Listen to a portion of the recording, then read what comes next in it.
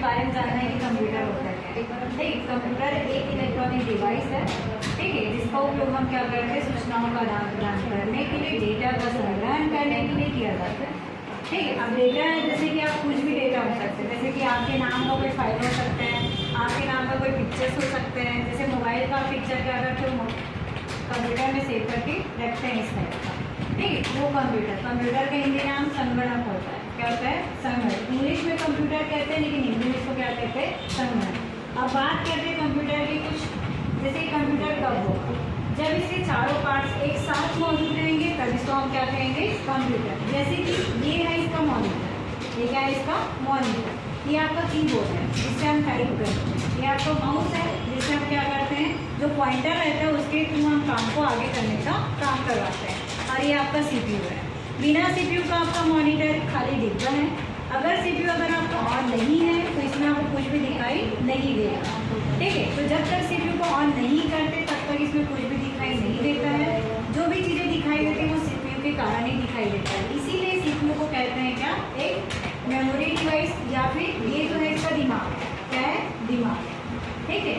अब इसको ऑन करने का तरीका है कि हम ये जो बटन दिख चुके हैं सारे सीपीयू में कुछ इस टाइप का बड़ा सा बटन, कहीं पे बीच में कहीं पे नीचे में इस टाइप का सेट रहता है, आपको उसको प्रेस करना है, फिर आपका सीपीयू ऑन हो जाएगा। जैसे सीपीयू ऑन होगा तो आपका ये मॉनिटर है ये भी ऑन होता दिखाई देगा।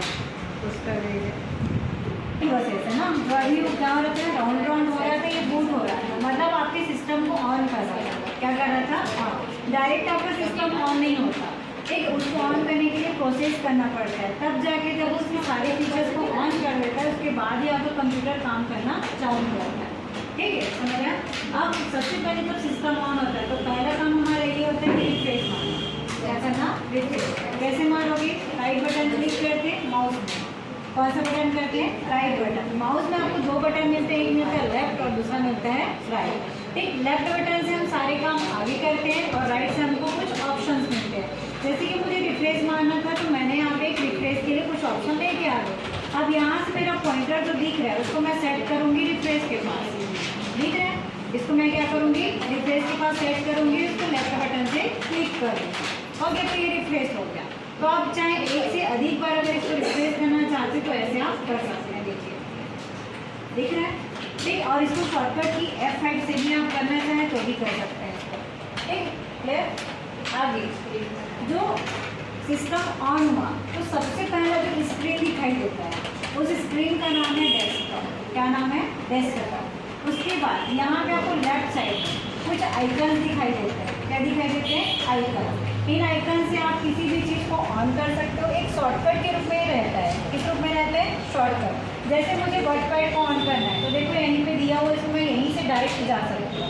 तो आप क्या करेंगे, डबल क्लिक करेंगे इस पर तो आपका जो वर्डपैड है वो क्या हो जाएगा, ऑन हो जाएगा। तो ये एक शॉर्टकट के रूप में, आइकन के रूप में बने हुए कहाँ मिलते हैं हमको, डेस्कटॉप ठीक है।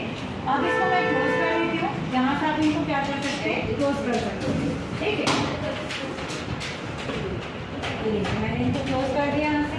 आप क्या करेंगे, तो ये डेस्कटॉप, ये आइकन और ये नीचे का जो लाइन दिख रहा है इसका नाम है टास्क बार, क्या नाम है, टास्क बार। टास्क बार के जस्ट लेफ्ट साइड में आपको मिलता है स्टार्ट बटन, क्या मिलता है, स्टार्ट बटन। इस स्टार्ट बटन पे जाएंगे तो आप किसी भी प्रकार का प्रोग्राम यदि आपको ऑन करना है तो आप उस पर क्लिक करेंगे और क्लिक करके यहाँ से जिसको भी क्या करना है, निकालना है ठीक। जिस भी प्रोग्राम को निकालना है उसको जाकर यहाँ से टाइप करेंगे। जैसे मैं टाइप करूँ माइक्रोसॉफ्ट वर्ड, क्या करना है, वर्ड। तो देखो मुझे यहाँ सामने वर्ड का ऑप्शन मिल गया, तो वर्ड को ऑन करने को वर्ड को सेलेक्ट करेंगे, एक्सेल को ऑन करना है तो एक्सेल को सेलेक्ट करेंगे, और यदि पावर पॉइंट को ऑन करना है तो पावर पॉइंट को सेलेक्ट करेंगे। फिलहाल के लिए मैं इसको कर रही हूँ यहाँ से वर्ड ठीक है, इस पर जाइए क्लिक कर दीजिए, देख रहे हैं। तो आपको यहाँ पे हमारा माइक्रोसॉफ्ट वर्ड ओपन होता हुआ दिखाई देगा ठीक है। अब यहाँ पे आप डेटा बनाइए, चाहे कुछ बुक बनाइए, चाहे और कुछ भी काम करना है तो आप कर सकते हैं। जैसे कि यहाँ से कुछ टेक्स्ट टाइप करना है, जैसे मैं लिख यहाँ पे क्या, ईशान एकेडमी ठीक है। तो आप यहाँ से सब लिखना, ये सारे काम यहाँ पे कर सकते हैं, ठीक है ठीक। मैंने लिखे इसको नवापारा ठीक है। ठीक, तो यहाँ से आप इसमें लिख सकते हैं और भी काम कर सकते हैं आप। ठीक है, इसमें बहुत सारे से फीचर्स दिए हुए, देखिए आप इंसर्ट में जाएंगे तो कैटलॉग में जाएंगे तो एक्सपीरियंस में जाएंगे तो मेरी जितने सारे इसमें नए नए टैब्स दिए हैं, फीचर्स हैं, इन सारे फीचर्स को उपयोग करके आप क्या कर सकते हैं, यहाँ पे काम कर सकते हैं। ठीक, जैसे इसमें कुछ पिक्चर्स लेने हो तो आप इंसर्ट में जाकर यहाँ से पिक्चर्स भी ले सकते हैं। ठीक है, जैसे ये ना कैप्चर का पिक्चर, इसको आप क्या करेंगे, सेलेक्ट करके इंसर्ट करेंगे। ठीक है, तो आपको ये पिक्चर यहाँ से इंसर्ट होता हुआ दिखाई दे रहा है। ठीक है, क्लियर। ठीक, और यदि इसको बंद करना है तो यहाँ पे जाते किसी भी सॉफ्टवेयर के राइट साइड ऊपर 3 बटन मिलते हैं, एक मिनिमाइज, दूसरा मैक्सिमाइज, तीसरा क्लोज बटन। यहाँ से आप मिनिमाइज से आप स्क्रीन को छोटा कर सकते हैं और रहेगा कहाँ आपके टास्क बार। ठीक है, और यहाँ से फिर से उसको ओपन कर लेंगे तो फिर से आप मिनिमाइज करके इसको छोटा करके कहाँ रख सकते हैं, डेस्कटॉप, कहाँ कर सकते हैं, डेस्कटॉप। और फिर से यदि मैं इसको बड़ा करूँ उसके बाद अगर परमानेंट क्लोज करना है तो आप यूज़ करेंगे यहाँ से क्लोज बटन और कर देंगे यहाँ से हो गया।